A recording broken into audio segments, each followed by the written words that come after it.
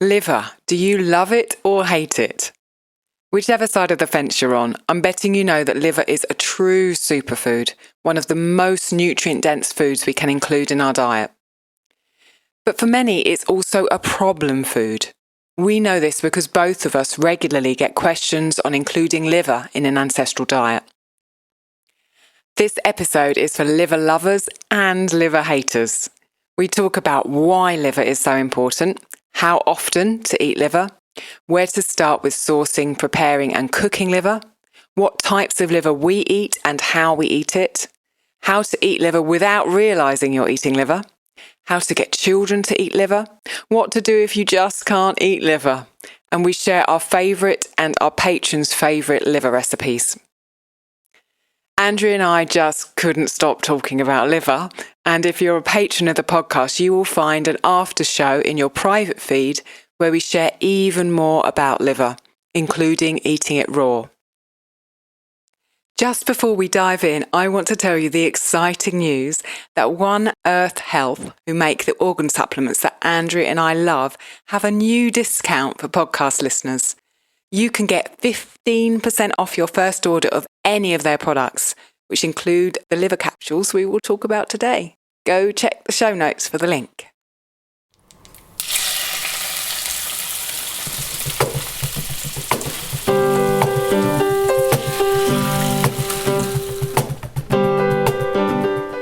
Welcome to the Ancestral Kitchen podcast with Alison, a European town dweller in central Italy, and Andrea, living on a newly created family farm in northwest Washington State, USA.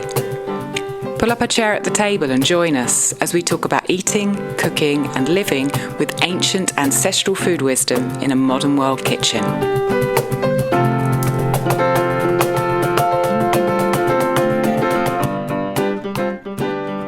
Hello, Andrea.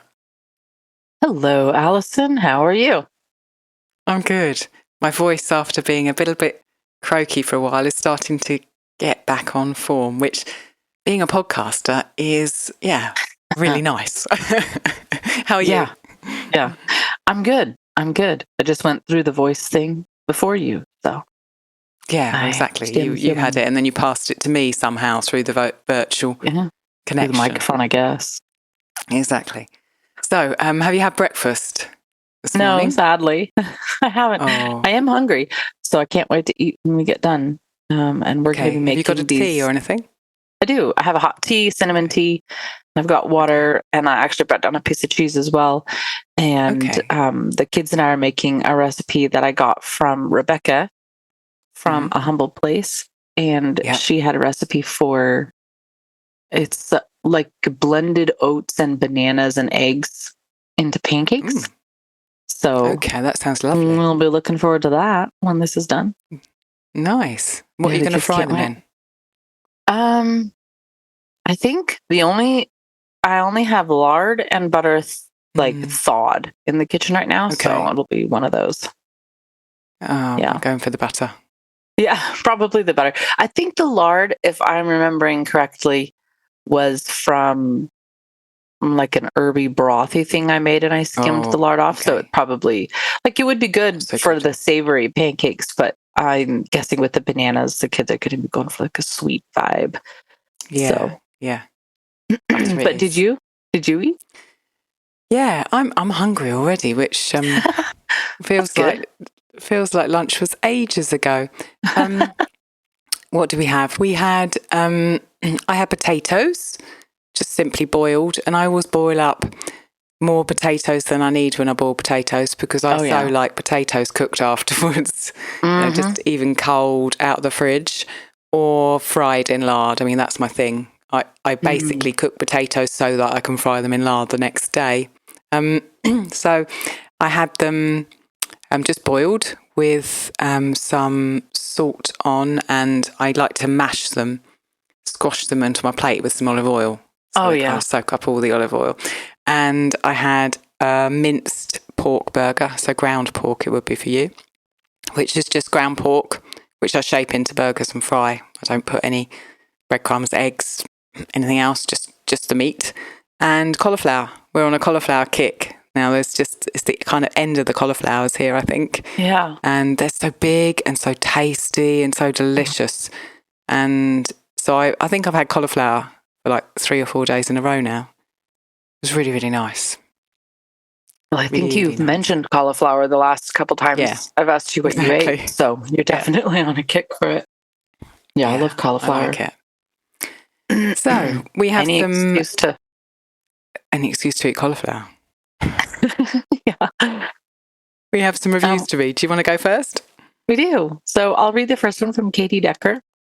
And I know Katie, so this is awesome to see her review. It says she wrote 5 stars, the ultimate Ancestral Kitchen podcast. I recently found the Ancestral Kitchen podcast and have been going back and listening to from the beginning. Every single episode contains a wealth of knowledge and a warmth and comfort in Andrea and Allison's conversations.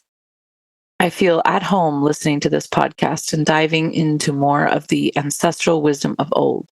I've been particularly inspired to branch out when it comes to ferments. Thank you for all you do. Well, that's nice.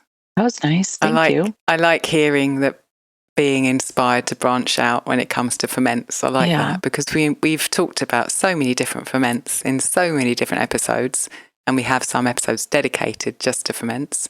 And so the thought that it's helping and inspiring other people to go and try something new in their own kitchen is really exciting to me. Yeah, definitely. I've got a review as well. This one's from Annalise JAL, and it's a 5-star review. And she has titled it The Warm Fuzzies. And she says, I am a very young and new wife. I grew up with a very normal American diet and a working mum.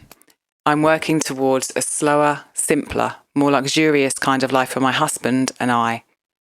I love the tone of the podcast and the knowledge. This podcast makes me think of a fireside chat with a warm drink filled with simple luxuries. It makes me very nostalgic and much more inspired walking away to make simpler choices instead of something busier or something that does not serve me or my family. Thank you. Do leave us a 5-star review if you're on Apple. It's quite easy to do their instructions in the show notes. We love reading them. If you're into ancestral eating, you'll know that liver is a superfood, full of vitamin A, K, and a whole host of B vitamins, plus many essential minerals. It has an exceptional nutrient profile and is a staple of traditional healthy diets. But it's not always easy to consistently get liver into our lives. Finding a good supply, cooking it so it actually tastes good, and getting all of our family to eat it. These things can be hard, especially when we're busy or travelling. That's where Andrea and I turn to liver capsules. They give us all the benefits of liver without having to worry about the sourcing, the preparation, or the eating. One Earth Health produces organ capsules from 100% grass-fed New Zealand-raised cattle. As a podcast listener, you can get 15% off your first order and 5% off subsequent orders by using the link in our show notes. And each time you order, you'll also be supporting us to continue making this podcast. Well, let's talk about our main subject, Allison, which is something you and I have mentioned many times on the podcast, and we actually get tons of questions for it. I feel like anytime I actually have a sit-down conversation with somebody, this does come up just because people know I'm always talking about it, and that is liver. And some of the questions we get run along the lines of, how can I make liver taste good? How much liver do you eat? How do I cook it? Can I get my kids or my husband to eat it? What if I myself can't stomach liver? I want to eat liver, but where can I start? And these questions primarily stem from the fact that liver in popular American, and I'm guessing UK and some European culture, liver has fallen out of favor as a food. And just a very few short, maybe 1 or 2 generations ago, it was a commonplace weekly dish. And now it's pretty much, most people I talk to have not eaten it. So we're bringing liver back.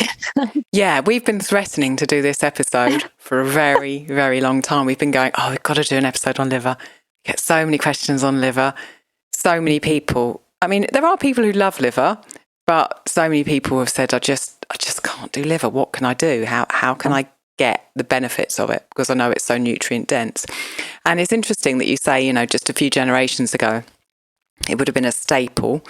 I know that my gran used to eat liver at least once a week. And, we often say that we're at the stage now where it's our great-grandmothers that we need to go back to. And, I think my gran did definitely cook with margarine. So in that instance, that's true. But she was still eating liver. And my mum then cooked it because she was used to have her mum cook it. And obviously I cook it all the time. I don't think my sister does at all. And I dread to think what she's got 3 children. I dread to think what her 3 would say if you put some liver in front of them. Right. So it is something that was normal, certainly. And it's something that is not normal now. And yet we feel very strongly about it. So that's why we're finally sitting down and doing an episode on it. So the first kind of topic that we've got here to talk about is, why is liver so important? Why is it prized? Why do people consider it a superfood? So I'm just going to dive in with this because some of this is just absolutely amazing. Yes. So liver is the most nutrient-dense part of the animal. It's rich in fat-soluble A and D vitamins, essential fatty acids, and trace minerals, including copper, zinc, and iron. And it really is, a true superfood. The term superfood is touted around a lot. And I don't think many people who tout it around apply it to liver. But it is a beautiful, natural superfood. And when you see any animals kill, the wild animals, they always eat the liver first. They eat the entrails first. And it was also prized in human hunting. Yep. And I think you've seen that, really, your side on your farm, haven't you, Andrew? Talk about that a bit. Yeah, we had predators that will take an animal and oftentimes they'll just cut out the organs and eat them, or suck the blood and eat the organs and leave the meat of the animal for something else, a carrion predator or some sort of animal to eat. So yeah, we do see it for sure. It's interesting. I've never actually seen it, and so to hear you say that it's gross. You see, you don't want to see it really, but you see it on your farm. It's happening. We have talked quite a lot about the book Better Broths and Healing Tonics, and what's interesting about that book, not only is it got loads of fabulous recipes for broth, it's also got a big section on kind of superfoods and adding superfoods in to broths in recipes and in smoothies. And they have a wonderful thing about liver that I wanted to read. And the quote is, "No other food is as dense in anti-aging methylation nutrients as liver. 3 ounces contain well over 100% of your daily need for methionine, riboflavin, which is B2, niacin, B3, pantothenic acid, B5, B12, vitamin A, and cysteine, and more than half your daily needs for choline, folate, selenium, and zinc. What other food comes close? Because it's so nutritionally rich, eating liver regularly helps ensure you're getting a weekly dose of nutrients that are great for healthy aging, pregnancy prep, vision, low levels of vitamin D, and low levels of B complex." And then the quote goes on to say, "We recommend those following the Younger You program eat 3 3-ounce servings per week." And Younger You is a program that one of the authors of Better Broths and Healing Tonics, Dr. Cara Fitzgerald, has. And you have the book for that, don't you, Andrea? I think. I do. Yeah. And so the book is called Younger You. And so if somebody wants to see how she walks people through it, then they can get that actual book and read more about what the cookbook kind of alludes to here and there.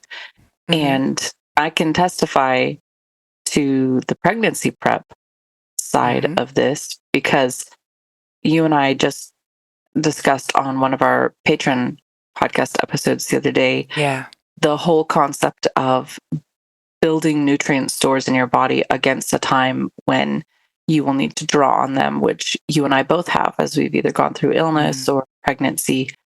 And with the pregnancy that I'm in now, I've been so sick that there's been stretches of days that no food actually has stayed down at all.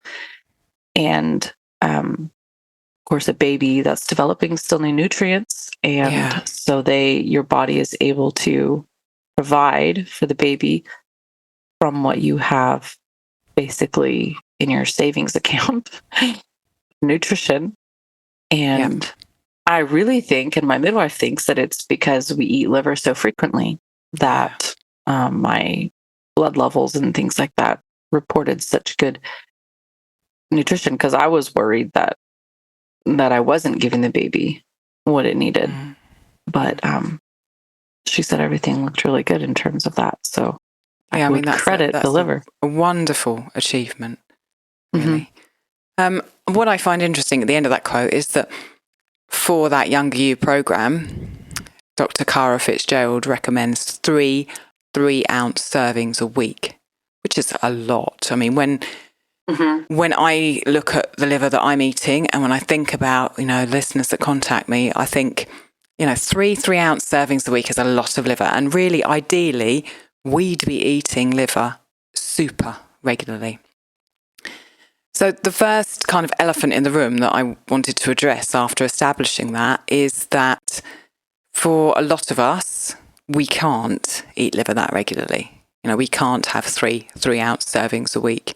Maybe because we've got kids who we're feeding and the kids don't like it. Maybe we don't like liver. Maybe we're traveling. Yep. And maybe you're throwing everything up. Maybe you're throwing up, exactly. That is where both of us will turn to liver capsules, because both of us have been in that situation.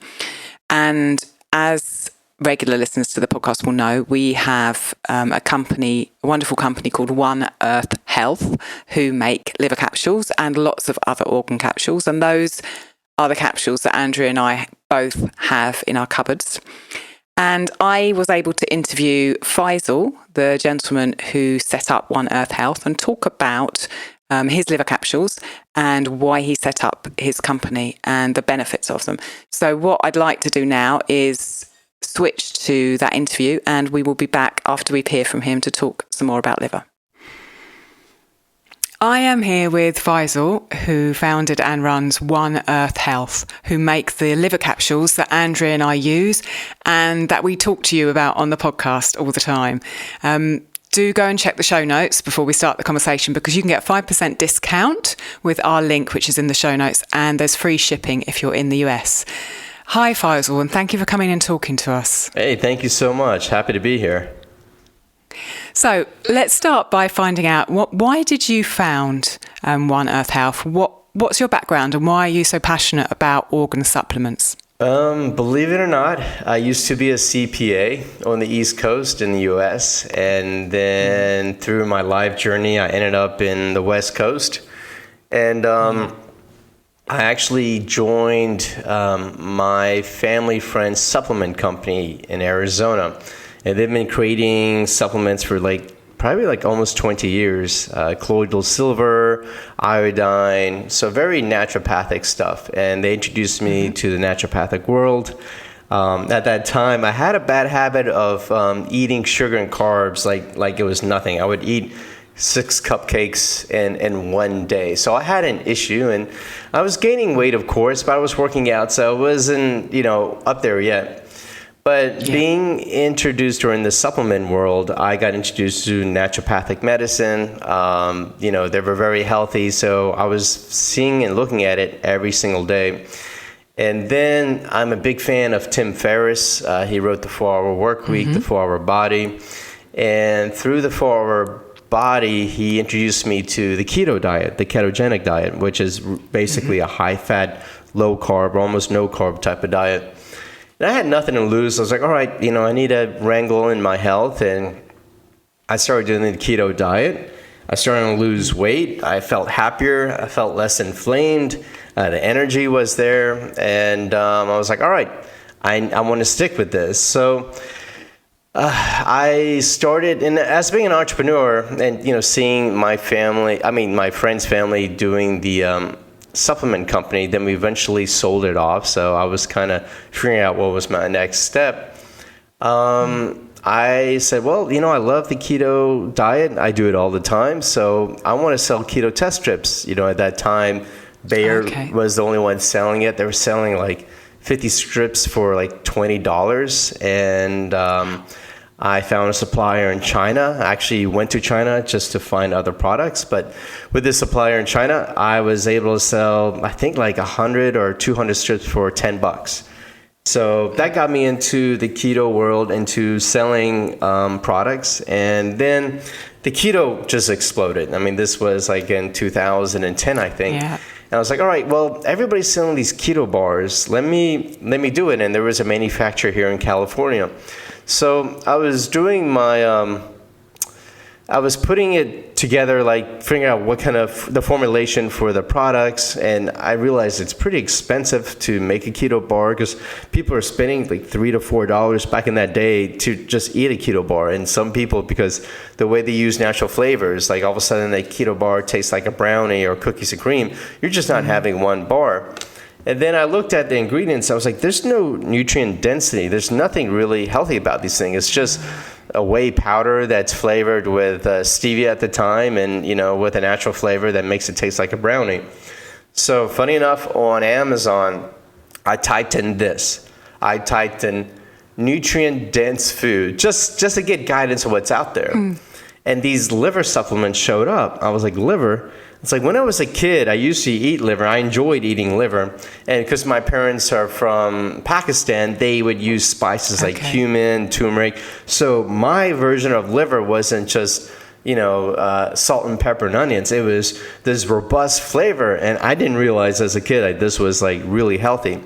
So with this one supplement company, quite frankly, it was Ancestral Supplements. He talked about this gentleman named Weston Price. I'm like, well, who the heck is Weston Price? I read the book. I read his book twice. I was blown away about how to eat healthy. And eating healthy is nothing new, but I think just being part of his story of traveling the world, and then you're seeing, civilizations or I guess, not tribes, but different groups of people, Switzerland, Ireland, then of course he went to Africa, then New Zealand, Australia, then parts of South America. And the consistency there was they were eating organ meats, they were eating healthy seafood, fermented foods and whatnot, less than 0.5% cavities. And I was just blown away. Then I was like, all right, I love liver. After reading Dr. Weston Price's book, this is going to be part of my daily diet. And of course, he was talking about, it's not only about eating the right food, but how was the food raised? Was it growing in a in a nutrient-dense soil, or were the animals raised with grass versus, what we feed them now, which is grain? So the quality of food that the animal, the plant is given is key as well. So then, of course, with reading about the Ancestral Supplements, I got into about New Zealand agriculture. Then after that, I looked at his prices. I mean, this is the truth. I looked at his prices like, you know what? I'm going to take these supplements every day, but there's no way I'm going to pay that amount of money because his stuff is priced pretty high. So with me being part of the supplement background, I made a few calls and didn't take that long. It's a very small network. I found pretty much the same supplier in New Zealand. And then with my relationships in Arizona and manufacturing, I was able to team up with a manufacturer, and we were able to create the same quality product at a lower price. And honestly, like, he changed his source from New Zealand to now New Zealand, Australia. We're still New Zealand. There's another one, Heart and Soil, that's all New Zealand as well. Yeah. But we're still, $10 to $15 cheaper, maybe 20, and we're in New Zealand. So I got into it, one, because I want to be healthy. The keto diet woke me up. I want to incorporate organ eating almost every other day. I didn't want to pay the high prices of a competitor. I was like, you know what? I could do a better job with the same quality. Now here I am. Yeah. So, my next question was, how are you different from other supplement companies? And I think you've given us the main reason for that, because that's why you started your company, because you wanted to be different, because you wanted to do a better job, do the same job for a better price for people. Is that true? Yeah, I mean, that's the key, right? That gets everybody's attention. But the other thing too is, with naturopathic medicine, or just medicine in general, the main focus is to heal the patient, right?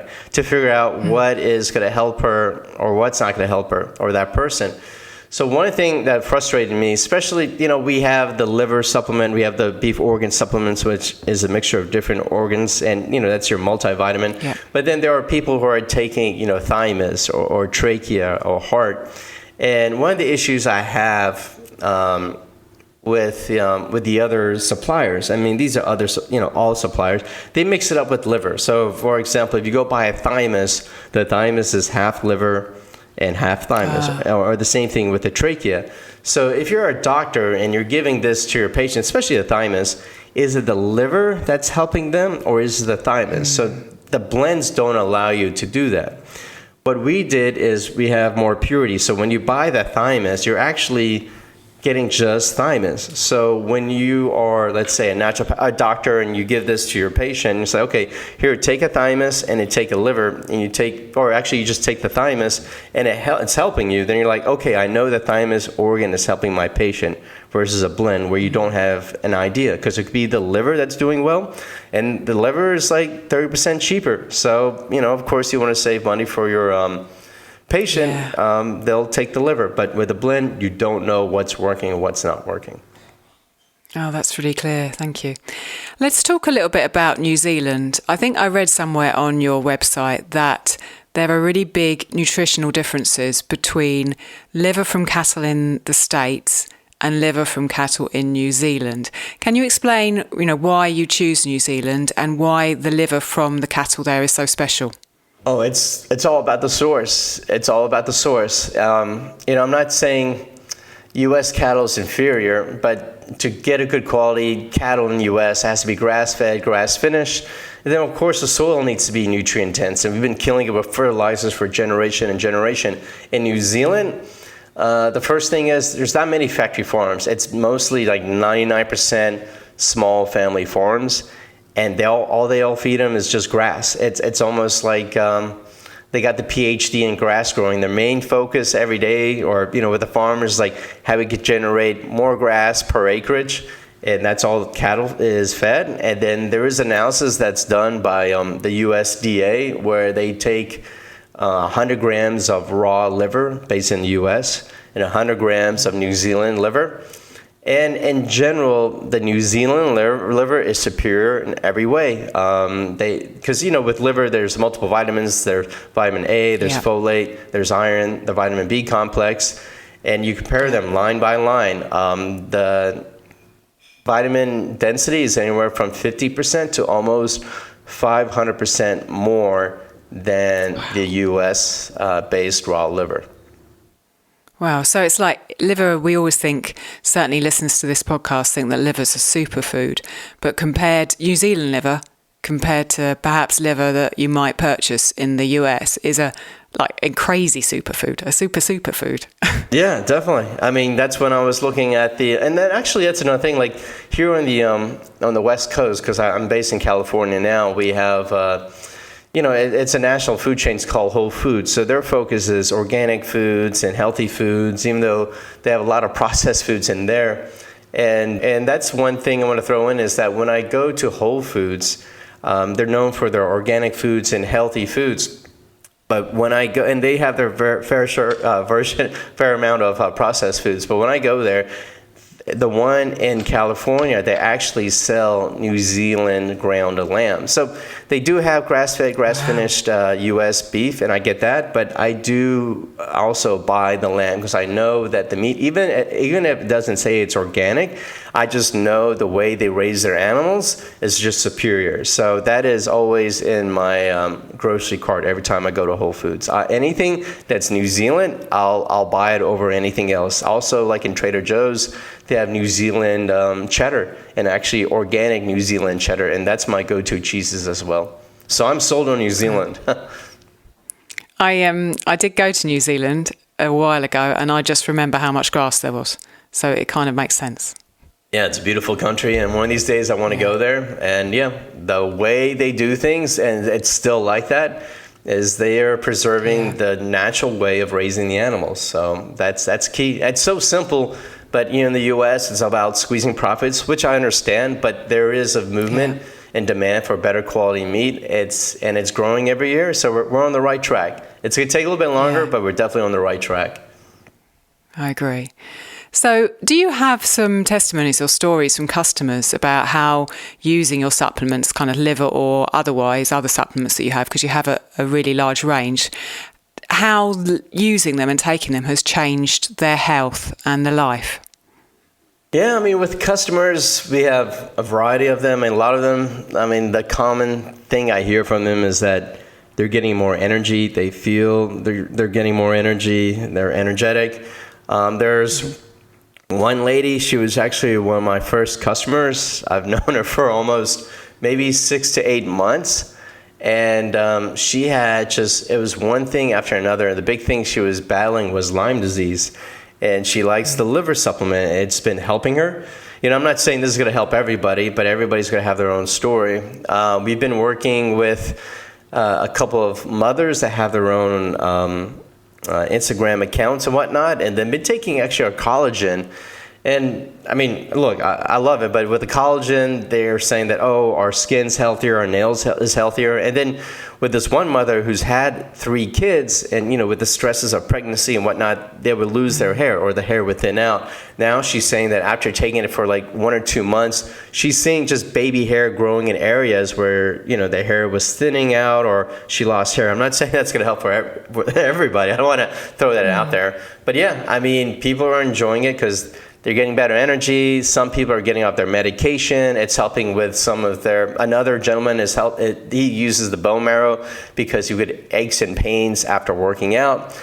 With the bone marrow, he doesn't feel that pain or that acute pain in his joints anymore. So, we're happy. And that's sort of the feel good stuff I do. Like, we get customers replying back to me, once a week, why, the difference they're seeing with the supplements. And look, I'm a human being. It feels good to be helping people, and I enjoy it. I mean, it gets me up in the morning, other than just running my business, that, hey, I'm helping people. And look, I take this stuff almost every other day too as well.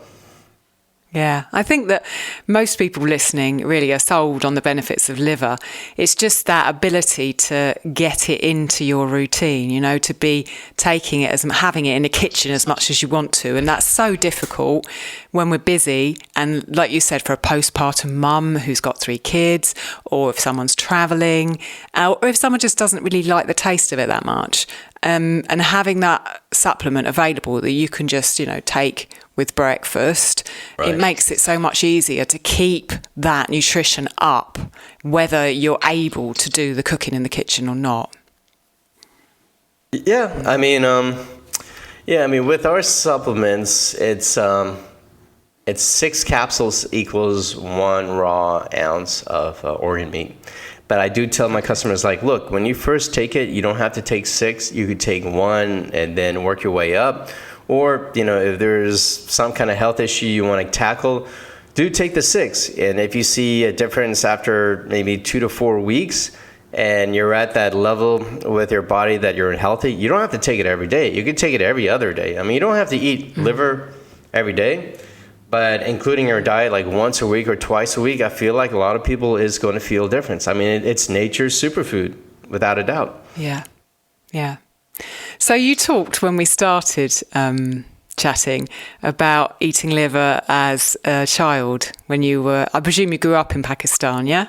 No, I was born in Virginia. So mom and dad came over. Okay, Dad but your parents had a job, and I was born in the mountains of Virginia in a small town of like 5,000 people. So yeah. Okay. But your mum cooked liver the traditional way that she had learnt from kind of her mum, I presume. Oh yeah. And do you still cook it like that? Do you eat liver, or do you just use the supplements? Well, there's a time efficiency, so I like the supplements, and it's because it's from New Zealand, but once in a while I will get the liver from the store. It would be chicken liver or beef liver. Most of the time they have chicken liver, and that's the way I would cook it. I would throw in, now if you go to Whole Foods, there's actually a mix called garam masala, which I'm sure a lot of people who eat a lot of ethnic food knows that terminology. So it's already, and all it is just a mixed spice with cumin, maybe a little bit of red pepper and black pepper, garlic, onion pepper, a lot of stuff in there. So I throw that in my liver. I don't soak it in milk or anything to kill the spice. What I do is I use low heat, stainless steel frying pan or iron skillet, low heat, a little olive oil or butter. I cut up the liver pieces, throw in there, and then constantly move it around so it just doesn't overcook. I do it for maybe anywhere 3 to 4 minutes, and then at the tail end, I'll add some salt, some garam masala. If I don't have that, I'll add some cumin and black pepper powder, and then throw it on the plate, and then on the side, maybe have some garlic sauce, and there you go. And in my opinion, it kills the taste, but it's definitely something I'm still playing around with to get the right concoction, because during Christmas, my family and I, my mom and dad and my brothers, we went to Istanbul, and they're cooking. I mean, if you like kebabs and you love spices, it's there. And actually what's really interesting, in a regular restaurant, they would have organ meats to eat. They would have liver, heart, kidneys. So I was freaking excited. So I tried their liver and I tried their heart, and you combine that to the way Persian foods are cooked. Oh my gosh. You could not even taste the liver. You could not even taste the unique flavor of the heart. It was just a good quality kebab with the right spices, and it was awesome. I loved it. Oh, you're making me hungry. Thank you ever so much, Faisal. Thank you for sharing about One Earth Health and your journey and the capsules that you produce. And you are much lower in price than other supplement companies. And listeners, as I said earlier, can get a 5% discount and free shipping by going and using the link in our show notes. So we're going to get on with the rest of our liver episode now. Thank you very much for your time, Faisal. It's been lovely chatting with you. Hey, pleasure to be here. Thank you so much. Okay, so that was really nice to hear from Faisal. He is... I love hearing from him. Straightforward guy whose heart is so in the right place, and to hear his kind of story of the reason why he decided to set up One Earth Health, because he was just like, these liver capsules are so expensive. I want to take them every day and I can't because they're too expensive. There must be a way that we can bring that I can bring that to myself and to other people without having to pay that much money. Yeah. And as we know, so many of us who are listening are on a budget, and so making choices about supplements, about nutrients, about food is sometimes a difficult thing to do, and to be able to turn to a company where you know that their prices are lower and yet you're getting a wonderful grass-fed product from New Zealand is important for sure. I think the liver is a good supplement to choose too if you're trying to decide which supplement to go with. And you and I are both big fans of getting your nutrition from food. And if you really, because people can have a genuine issue with eating liver, and that's fine, but it's still important to eat it. And look at everything that you said was in there with the riboflavin, the B2, B3, B5, B12. Methionine and things that your body literally needs to process, whatever else is happening in your world. Liver's a good one to pick because it covers so many bases. Yeah, I totally agree. And I was so thankful for those capsules with this pregnancy because of how many days I really couldn't even force myself to eat anything, but I could swallow a couple capsules and then I sip on some broth. So I felt like I was still getting protein, and I was still getting, and when I was putting a little sauerkraut in the broth too. So I felt like I was still getting kind of my core values. Building blocks. Yeah. Yeah, building blocks. Yeah. Hey there, thank you for being a listener of the Ancestral Kitchen podcast. It means so much to Allison and I when you post a review on Apple or Spotify, or share about the podcast in your stories, or send us a message and let us know what it means to you, which is hopefully something good. You can also sponsor the podcast through our Patreon account and help Rob buy weird gadgets to edit out my coughs and microphone bumps in the background. We have a variety of different levels you can choose from and a bunch of different benefits you can enjoy, ranging from additional interviews to video content and downloadable goodies. Check it out at patreon.com/Ancestral Kitchen Podcast.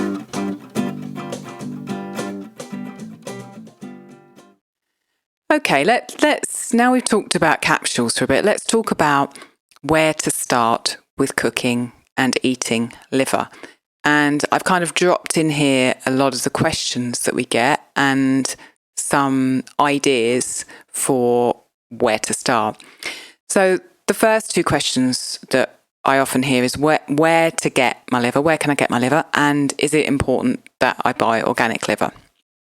So with the question where to get it, I would always say, well, the same as I would for any meat or any other thing like lard, ideally from a farmer that you trust. Get to know your farmer, build relationships with farmers around you, talk to them about what they feed the animals, talk to them about how they look after the animals, and ideally go to their farm and get to know their space a little bit. That would be the ideal. And for organic, that was kind of a misapprehension I had for quite a while about liver, because as most of us know, liver is an organ of detoxification. It shuttles things out of the body, and therefore it's quite it's not too much of a stretch to assume that the liver then stores toxins. And so therefore we might think, oh, well, we can't have anything that's not organic because I'm going to be eating all the toxins. That's not actually the case. I remember hearing Janine from Awfully Good Cooking talk about this and basically say the liver is an organ that transforms those toxins and takes them out of the body, but it doesn't store them. So obviously, as we've talked about before, organic regenerative agriculture is something that is wonderful, and wherever possible, it would be wonderful if we could all buy organic, but there are a lot of farmers who cannot afford the certification for organic, and so that's where getting to know your farmer kind of helps. And also, for me, if there was a choice between I can't afford to buy organic liver, I would still want to have liver in my life, and therefore I would look at other options other than organic certified. My farmer Flavio isn't organically certified, but I've known him for ages and I've been to his farm and I know how he treats his animals, so I'm really happy to get liver from him. Andrew, where do you get your liver from? Us. But I was going to say with Flavio, that is exactly what Joel Salatin describes as what he thinks should be the certification of, today, which is personal contact. Oh, I've seen Flavio's fields and I've sat down and had dinner with him and I trust him. And if he makes a decision for the farm, I trust that he has the best for the animals and the consumers in mind. And Joel Salatin thinks that all of our certifications and licenses and things came in to replace the relationship so that you could move the farm thousands of miles away from the customer and then still have some sort of an explanation of how they're raising the food. But when we go back to local farms, the relationship becomes a certification. So let those labels go out the window. I agree. We mostly just eat our own. Now, as of the last 4 years. Your animals liver, not your own liver. Yeah. Sorry. Yeah, this is so back to Snow White. But this is before we had our animals, we would get them from friends who are butchering. So Okay. if we knew someone who was butchering a cow, then we would ask or goats or sheep or whatever, we would ask if they wanted the organs, and they usually would say, gross no. And so we would offer to take them because it keeps them from having to dispose of them, and then they feel good, they're happy. And then I think we've talked about this before, that some of our friends then told us that seeing us get so excited about them every time has made them start eating them. So those sources dried up. Well, nice for them, not for you. Yeah. Yeah, but it is good for them. I do want to influence them to benefit from all their hard work. I would always tell them, this is your hard work. So, yeah. What types of liver do you have from what animals? Right now we have chicken, turkey, and beef and pig. Okay. Liver. Okay. And do you have a preference for one type of liver over another? Well, I would say it kind of depends on the application. Probably in the beginning it doesn't matter so much, but then after a while you start to, it's like wine. You're like, this one for that. And so I think chicken is a good liver to start out with because it is really delicate and mild, and it's a very small liver. Yeah. Like it takes like 10 of them to make a pound or something. And there's no connective tissue to cut out or anything like that. So it's easy beginning, and you can often buy packages of chicken liver for a pound, or in pound packages at the grocery store. Yeah. And I like those because it's a really neutral place to start. I have heard some people say, I just prefer beef, so maybe beef is your preference. That's fine.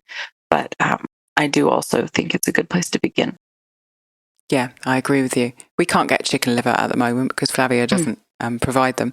So we're eating a lot of beef liver, and it's a stronger flavour. But I remember that we ate liver last week, and we're going to eat it tomorrow, actually. I thought, I should have coincided that. So I could have said, I had liver for lunch. But actually, we're having it tomorrow. Didn't work. Yeah. But I really like the taste of beef liver. Last week I said to Rob, gosh, this is so, so good. And we'll get on to talking about, how to cook it, because that's so important when appreciating the flavour. I get Flavio to cut the beef liver. So a beef liver is huge, like really, really huge, like over a kilo. And so he's taking the outside kind of sheath off and then cutting it. So, if you've ever tried to cut a massive beef liver, you'll know how difficult it is. Frankly, it's sometimes easier just to use scissors on it, which isn't very dainty or nice. So wobbly. It's wobbly. It's very, very hard. So ask your butcher to cut it. And then if you struggle with the connective tissue, the kind of sinew stuff that's inside the liver, then you can cut that out before you cook it. That's the kind of chewy bit. So if you leave it in there, you might take a bite into your liver and find there's a bit you can't chew. You have to take it out, put it politely on the side of your plate. Don't complain. Or you can cut it out before as well. Do you freeze your liver, Andrea, before you eat it? So you mean before I eat it raw? Is that what you mean? Like for parasites? Quite a lot of people have said to me, do you freeze your liver? And they don't specify raw or cooked. And so I'm interested to see whether you do. I mean, kind of, because we're doing 100 birds at a time. I'm not going to eat 100 livers within a week. Yeah. So it just kind of ends up getting frozen. But I also, whenever we butcher, some liver gets eaten immediately. I don't eat chicken liver raw, although I don't know why you couldn't if you were butchering your own chickens. But there's just a lot of, I'll read some of the recipes at the end, but there's just a lot of recipes that we really like that are cooked that we want. So we end up making those. So I don't know. I always cook mine. So I don't know. So yeah, that was kind of a, we've got some really, really nice recipes at the end. So do stay till the end and you'll hear the way that we and our Patreons love to cook liver. It's going to make you even more hungry, Alison. Oh, it will. It will, yeah, exactly. I'll be like, can I go now, please, miss? Can I go? So I don't freeze my liver because I don't generally eat it raw. But if I was to eat it raw, then I would freeze it first. I do make sure, however, if it's pork liver, that it is cooked thoroughly, because I think that has the possibility to harbour parasites. Neither do I soak my liver. I know that Nourishing Traditions says that you can soak it in milk or lemon juice. And the idea of that is that it gets rid of that kind of strong metallic taste. But I've never done that. Andrea, have you done the soaking thing? No, I remember the first time I cooked a liver in Virginia, I did, because I was just following Nourishing Traditions to the T, and I had never made it before.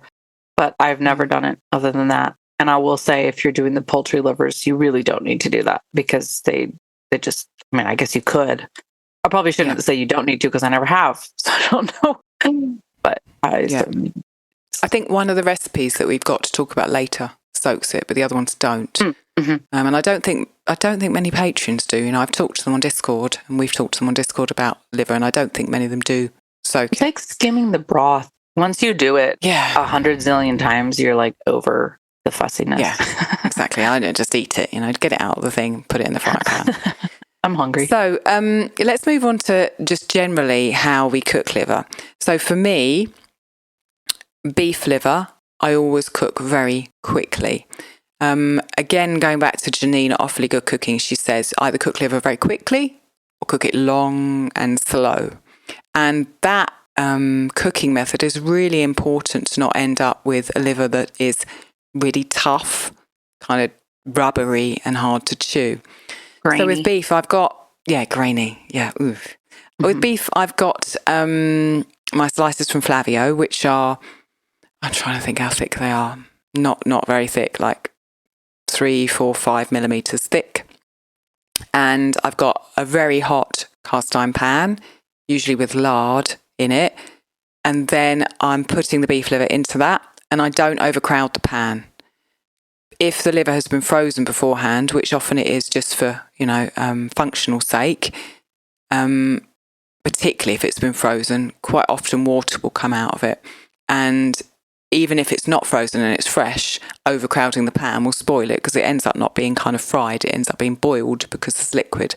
So making sure I don't put too much in the pan and putting it down on one side, leaving it 2 to 3 minutes, not even that, turning it over, and then another 2 minutes, and then on the plate. That's it. Everything else for dinner has to be ready before that, So if I've got salad that I'm putting out, bread that's been sliced already and the lard has been put on the bread, or if there's vegetables, I've probably already strained them, although sometimes I put the liver in and then I start straining my vegetables, and then by the time the liver's done, the vegetables are on the plate.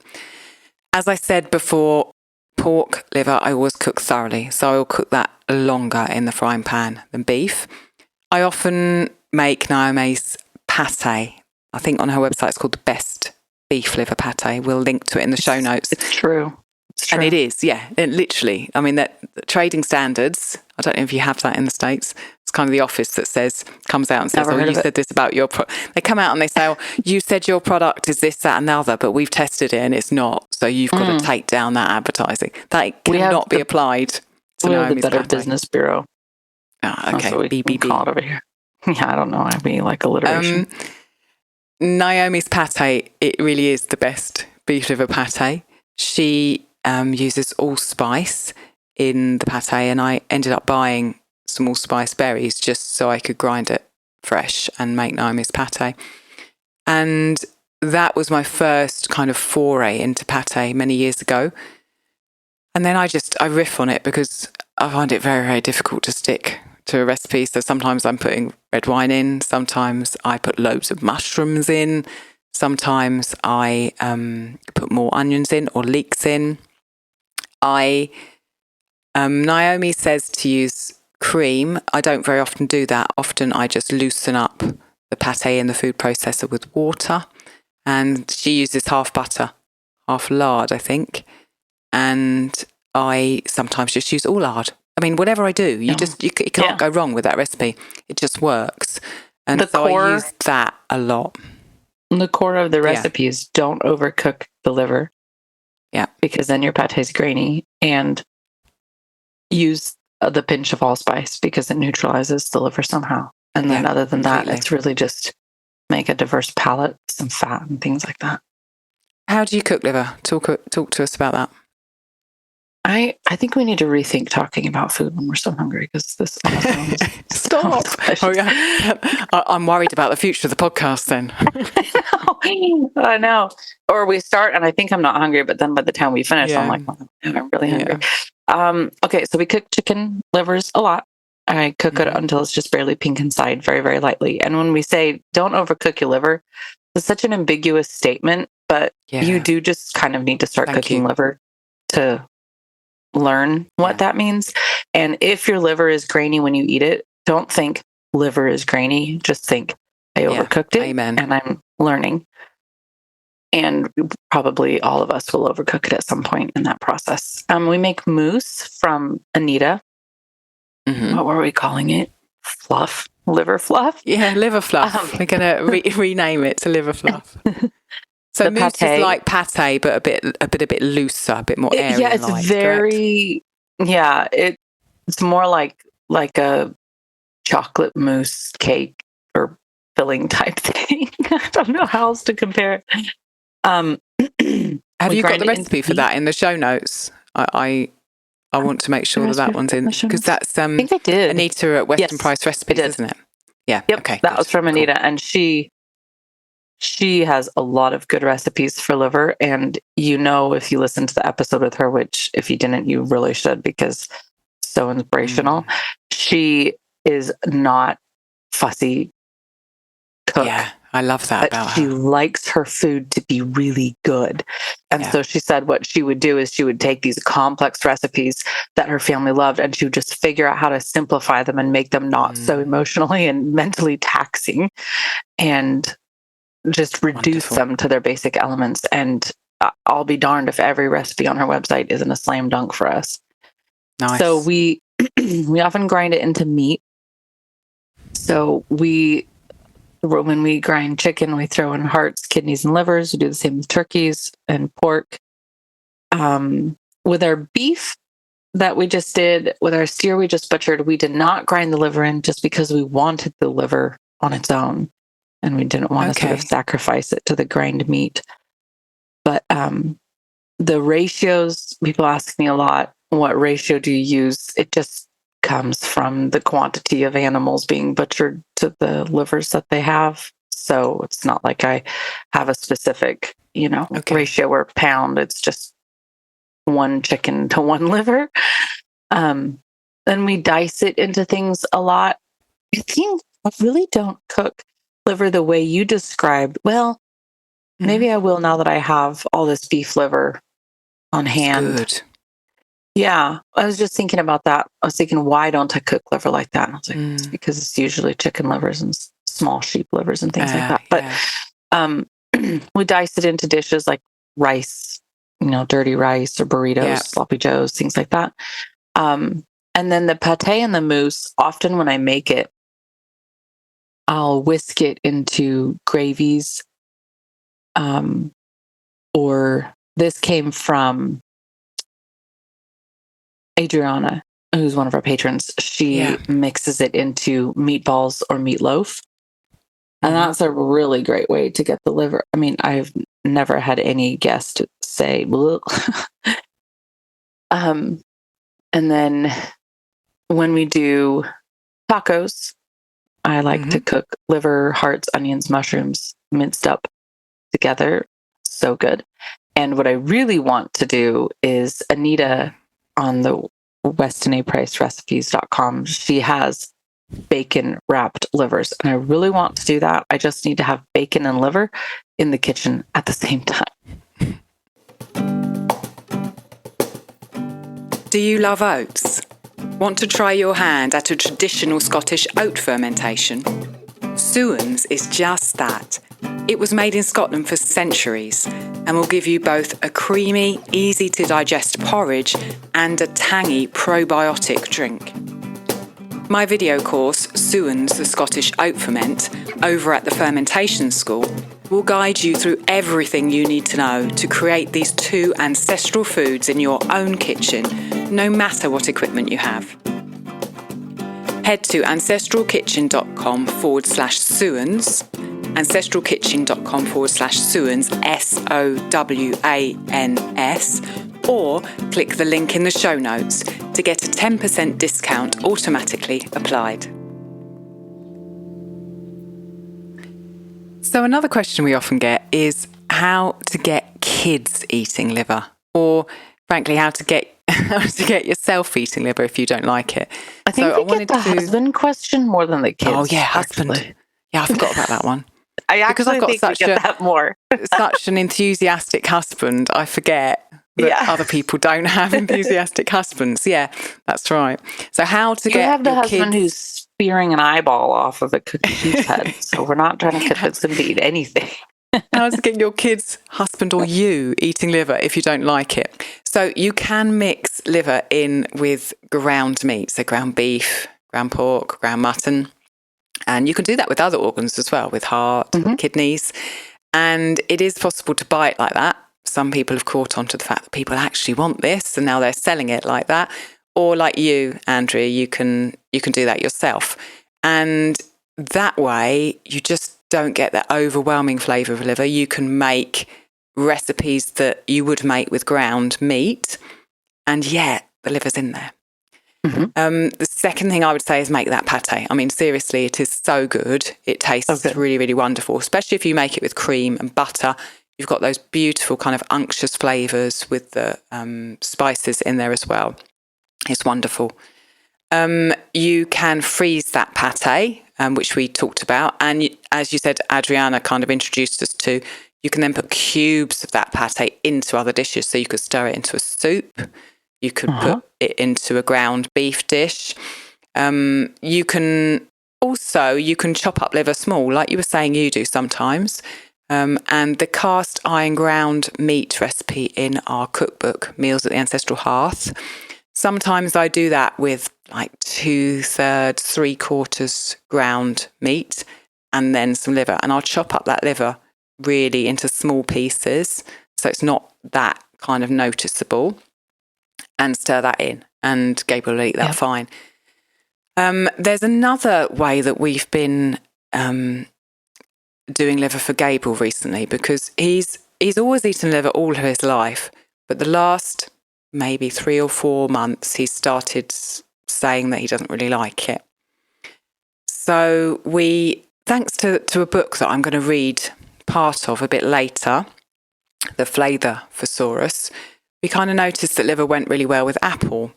And so the last time we had beef liver just fried in slices, Rob said, why don't we just kind of stew a bit of apple and then put that on the top of his liver? We'll see how it goes. You know, we didn't know whether it was going to work or not, whether he'd want to eat it or not. So Rob was there, kind of chopped up an apple and just left it on stewing for a little while, so it kind of went mushy. And then when we served the beef liver to Gabriel, which was just quickly fried, he had this apple kind of sauce that he could put on top of his liver, and he ate the whole thing without any problems at all, whereas he'd left his beef liver for 3 or 4 meals kind of previous to that. So that was a success. And that's something I'd say we'll be doing again. And so that's another possibility. Have you got anything you want to add to getting your husband to eat liver section? Well, I think mixing it into the ground meat is always a win. And if you don't have access to somebody who's grinding it in, and you don't have a meat grinder making the pate and mixing the pate in, or just, lightly cooking the liver and blending it and mixing it in would work. But I would also add that you don't need 1,000 ways to cook liver. You really just need 1 or 2 that your family loves, like Gabriel with applesauce or whatever. And you can just go bonkers and do all kinds of things. But I think sometimes the thing that stops us from trying liver or kombucha or something is that there's 100 ways to do it. And we sort of have this impression, I need to be ready to try all these things at once, which we don't. We just need one that works. That we like. Yeah, I agree with that. And I mean, we've talked about that many times, that our kitchens are actually really simple, and we eat the same recipes over and over again because they work, and because we can then do them and apply ourselves to other things. They're not taking up so much headspace because they just work. Now, they work for us and they work for our family. And you don't have to learn something every new single time you make a meal, which can be taxing. Yeah. On your brain. Or my brain anyways. Let's talk about recipes. And I'm quite excited by this bit because although we love a good recipe. We have our favourite recipes, although we have simple food, we do like recipes. And we've alluded to quite a lot. So the first one is Naomi's pate. I think in Nourishing Traditions, lots of our listeners have Nourishing Traditions, I know. There's a liver and onions, there's a breaded liver, there's liver with balsamic sauce, there's a sautéed chicken liver and a chicken liver with hazelnuts. Those are all, there's a whole section for liver. I've not made those, but I have done the kind of dirty rice that you were talking about. It's on page 467 of Nourishing Traditions, which is just basically cooking rice and then chopping liver into it. I haven't done that recently, but I used to do that quite a lot. Also, while I was looking in Nourishing Traditions for this episode, what happens, when you open Nourishing Traditions? I know. You get lost. I didn't know that was in there. There's a dumpling soup on page 199, which looks really nice. And I was like, it's good. I think I want to try that one. So if you're listening and you've got Nourishing Traditions, go and have a look at page 199. And dumpling if you soup. make it, Liver? tell me. Yeah, with liver. Yeah. Ooh, okay. Exactly. Now, the Piper's Farm cookbook, that we talked to Abby from Piper's Farm in an episode a while back, and there are some wonderful recipes in there. There's a liver and onions with a mash which has wild garlic in, and there's also a liver with vinegar glazed onions, which that sounds really both good. Of them, look delicious. And I was thinking about partnerships with liver. That thing that I was saying about the apple with Gabriel came from a book called The Flavour Thesaurus, which is a whole book on food pairings, and it's very inspiring. And really, liver and bacon is a very kind of well-known pairing for liver. So I knew there's a liver section in the Flavour Thesaurus, I knew when I turned there was going to be bacon. And traditionally in England, at least, onion is also a good pairing with liver. And I cook, often when I put liver in the pan, I would cook onions beforehand. So I'll caramelize a lot of onions in the pan, take them out, and then put the liver in. So liver and bacon are good together.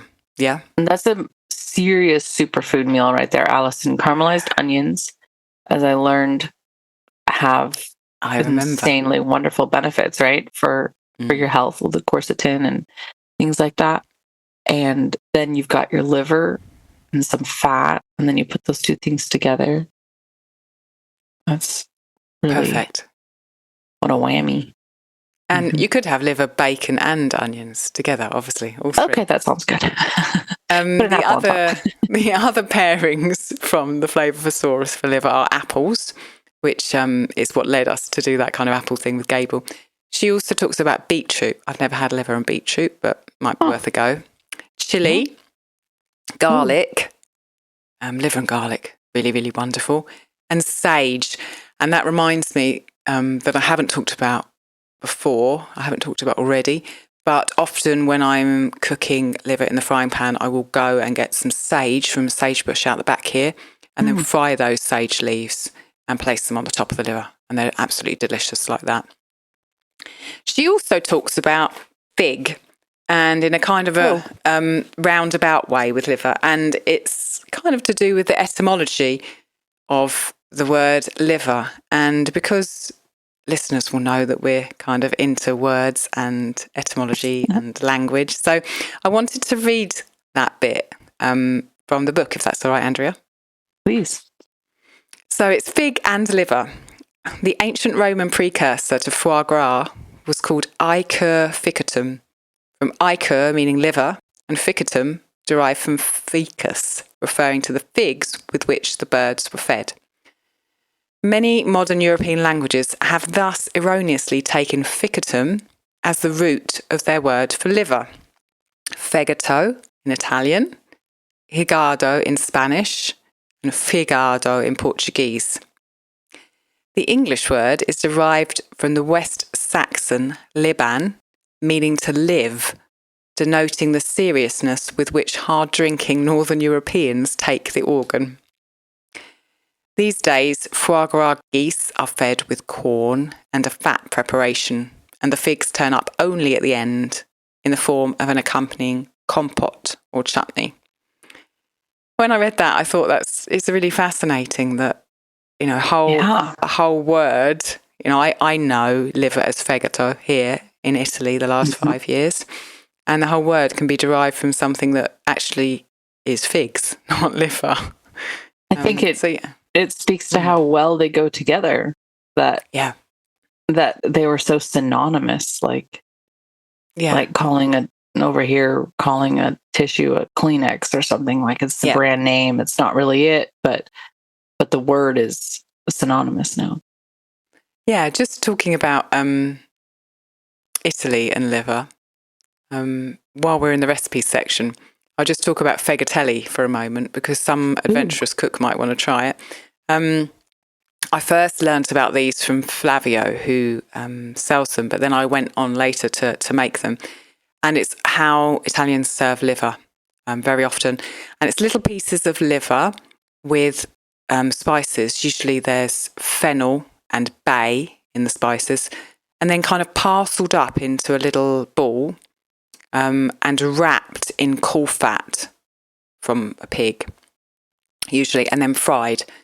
And they are absolutely delicious. The kind of the fattiness, the spices, and the herbs in there, really, really wonderful. Kind of a bit reminiscent of faggots, which are the British kind of version of a kind of a ball, which includes liver, but more rather than mashed, because in faggots the meat is kind of ground up.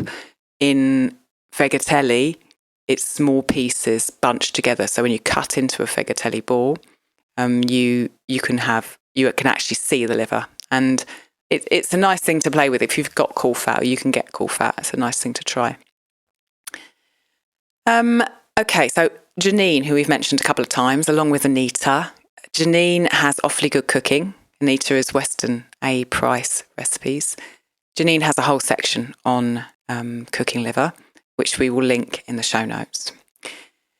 And we're going to talk about eating raw liver as well, but not here because we are running out of time. So if you're a patron, do go to your private feed, and you will see at the top of that there is a little extra for you where Andrew and I will talk a little bit more about liver, and also about eating raw liver, because that is well known as an incredible health tonic in the ancestral world, and how to eat it in a way raw that you don't notice you're eating it too. That seems to be a theme to this episode, doesn't it? Anita will turn up again. Exactly. Let's we asked the patrons for their favourite recipes for liver. So I wanted to finish here by sharing some of the wonderful recipes that they've sent in. So I have 3 and you have 3 there, Andrea. Let me start with my first one. So this one, Kathy Lapchevic sent in, who's been a patron of ours since the beginning of time, it feels. Thank you, Kathy. And her recipe comes from a book from 1949 called The Wise Encyclopedia of Cookery. And it's a meatloaf. And it has bacon, a lot of liver, 1 3/4 pounds of liver. Wow. Breadcrumbs, stock, an egg yolk to bind, and then spices and some onions. And that's interesting that, meatloaf we generally associate with meat, but this does have bacon in it. But the bulk of this meatloaf is liver, kind of a bit like the faggot idea in England. I guess those are meatballs, whereas this is a liver. I'd eat it. And Kathy can't eat onions and garlic, so she kind of plays around with it in a wonderful style, as most of our listeners, I'm sure, do with recipes. But she absolutely loves this recipe. So that one, thank you ever so much for sending it in, Kathy. I'm going to have a go at it. And I love the idea of just using liver in a loaf and potentially playing around with the spices as well. This one's got nutmeg, thyme, parsley and garlic in, but I think there's no reason why you couldn't have a go with allspice, which I'm obsessed with. Oh, yeah. Do you want to read one of yours, Andrea? One of your recipes? Yeah. So if you aren't a patron yet, you would get the after show, but also I would say join our Discord, because this is where we started the conversation about liver with our patrons, and everybody starts swapping ideas. And then once we start talking about it, you get all these amazing ideas that you never would have thought of. And this one comes from Marisa, who is in Florida. And she said, one of my favorite ways to have beef liver is Mexican style. Garlic and peppercorn are ground in a mortar and pestle to form a paste. Add a little water. The paste is then spread onto the liver steaks. Saute some onions, just like you do, Allison. Then briefly pan fry the liver for just a few minutes each side. Best with Mexican rice. Yeah, that sounds amazing. Yum. Garlic and peppercorn in a paste. Oh, sounds nice. Black peppercorn, do you think that is? Probably. Bold so many different peppercorns, aren't there? Delicious. I wanted to add something about Discord because I think people who aren't patrons may not be familiar with Discord and how it works, and we kind of forget that we don't say very often on the podcast about it. And we chose to use Discord as a kind of a forum for our patrons because it doesn't have any of the other fluff that all of the other social media networks have. You know, there are no adverts, there are no things popping up that you don't want to see. It is just a place where our patrons go in and talk about different topics. We've got a list of kind of different rooms, as it were, that you can go and chat about. And there's no someone else's posts coming in your face that you don't want to see. There's no adverts. Facebook feed just seems to be a bunch of adverts these days when I do go in there. And it's like kind of like the social media you want. And it just is it serves our community who are very discerning and don't want that kind of coming at them all the time really, really well. It's a joy to use rather than a pain. You and I both just got so sick of and burned out on social medias, and we still wanted to have a place where we could talk with people, because that is the only valuable part. That's the part I liked. Social media was being able to have the conversations, but seeing every aspect of 2,000 people's lives every day was more stimulation than I think my limbic system could handle. And I do really appreciate the way Discord is not assaulting you, and it doesn't determine what you see based on algorithms that it thinks you're interested or that match your politics or something. It just tells you, if you follow a thread, you can see that the thread has got, like, it doesn't even give you push notifications if you don't want it. Yeah. It just says, it just shows the title in bold, so somebody said something in there and you can go check it out.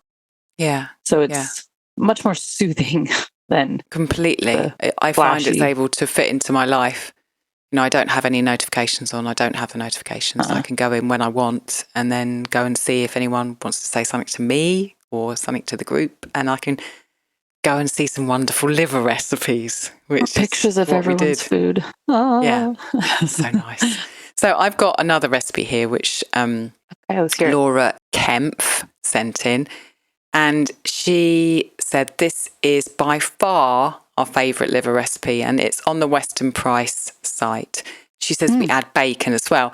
Now, what's different about this one? It's a chicken liver recipe. It's got bacon in, it's got shallots in, so that's kind of a variation on onion, butter, some milk, and salt and black pepper, but it's also got sweet vermouth in it, which I've never seen in a chicken liver recipe. Wow. So it does that thing where you soak the chicken livers overnight in the milk, and then that gets rid of the strong flavour.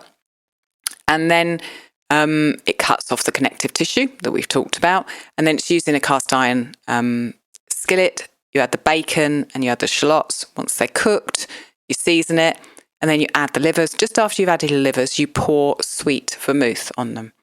And obviously the flavour of that vermouth goes through into the dish, and then you're serving it once the livers are cooked. That is not something that I've done before, but it's an interesting combination for sure.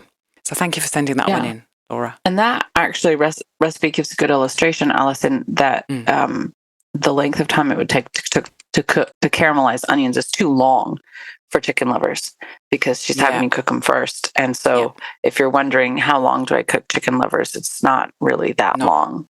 So. Yeah, completely. That recipe was by Sarah Ruiz. I just want to say her name because it's her recipe. Have you got another one there, Andrea? I do. This one is from Justine. And actually, Justine and her family camped out here this last weekend. They just left. Yay! And all her 5 kids and my 3 kids, we did not even see them on the weekend. They just disappeared onto the pond in boats, climbing up to the top of trees, driving the go-kart away off over the hills. Every single one of them was a ball of mud with, eyeballs staring out of the middle of it at the end of every day. And it was so much fun. So we talked about liver when she was out here, actually. So she said, I've frozen more pate in little cubes, and I combine them in ground meat dishes. Okay. It changes the flavor slightly. But so far, it's the only way to get the whole family to eat liver without complaints. Ah, there we go. Just being honest here. If it works, it works. Do it. Completely. Yep. Wonderful. I've got another one here, which is from Rebecca Lerner, who's been a patron for a long time. And she's written it out by hand for me. She says, saute onions and leftover bacon fat, add salt, fresh thyme, garlic powder, small amount of allspice. Once almost caramelised, add the liver that's been cut into bite-sized pieces. Don't overcook the liver. Add some raw butter at the end. I put the leftover liver in small jars in the freezer. When I want to make a quick meal, say soup, I heat up bone broth I've made, add some lactose fermented veggies, and put in some of the frozen liver, which will thaw very fast in the hot broth. That's 2 wonderful things together. So really nice recipe. Genius. Again, with allspice. Don't overcook the liver, so important. But also then freezing little bits of leftover liver in a small jar, just absolutely wonderful. And then, like you were kind of saying, having the beginning of the episode, having bone broth and then getting the liver out and putting some simple sauerkraut in it. And that's a fast meal. Really wonderful. It's a fast food breakfast. Yeah. Thank you, Rebecca, for that. I have one more. Yeah, one more. Go on. And this one's from Anita. So Yay. I want to put Thank you, Anita. I want to put this. Everybody needs to go to westinapricerecipes.com and just type in liver, because you're going to see so much good stuff. So she mixes, or she sautés butter, and then when it's hot, she puts in liver, shallots, and she has a couple herbs, marjoram and thyme. Okay. And thyme is a really good pairing with liver. And then you saute it just a few minutes until the liver is cooked on the outside but pink on the inside. And she's using chicken livers. And then add salt and pepper to taste. Then put it all into a food processor, and you're going to add in cream. And while it's blending, you're going to put in more butter, and then just continue processing until it's smooth. And it makes the fluffiest, most delicious mousse. And she says put into a bowl or jar, cover it, and place in the fridge for a few hours. I like it warm. So I'm always kind of like licking the spatula and the bowl. And if you have some bread handy right away, it just feels like such a luxurious treat, because it's only warm once, right? And then once it's cold, she serves it with crackers or as a dip for veggies, or I like to spread it on toasted bread and things like that. Sounds delicious. You know, Mm-hmm. that kind of hot cold thing made me think that recently when I've cooked liver for Rob and I, when Gabriel's not been around, I often have too much to serve us. And I put the leftover liver that's cooked in the fridge, and Rob's been eating it the next day. And he said to me, I think I prefer cooked liver cold than hot. I was like, how can you do that? That's interesting that you really like that mousse hot, because I think I'd probably like it hot as well, rather than cold. Yeah, it's really good. Wow. It's an epic episode. Yeah. There's a lot of ways to do liver. Yeah. A lot of ways to enjoy it. Now we're going to head over to the Patreon feed and talk about how to use the wonderful superfood that is raw liver. So do go and check that out. And if you want to become a Patreon, you can find us at patreon.com/Ancestral Kitchen Podcast. And I do hope this episode has given you so many ideas for what you can do with liver, and what you can do if you don't want to eat liver, or if you're traveling, and how you can get your husband to eat liver.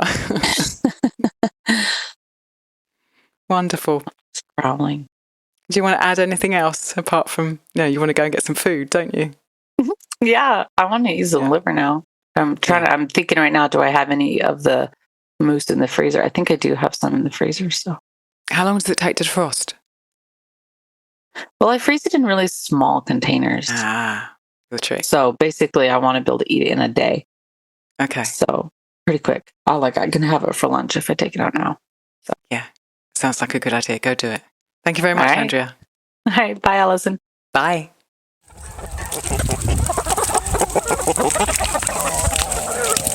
Thank you so much for listening. We'd love to continue the conversation. Come find us on Instagram.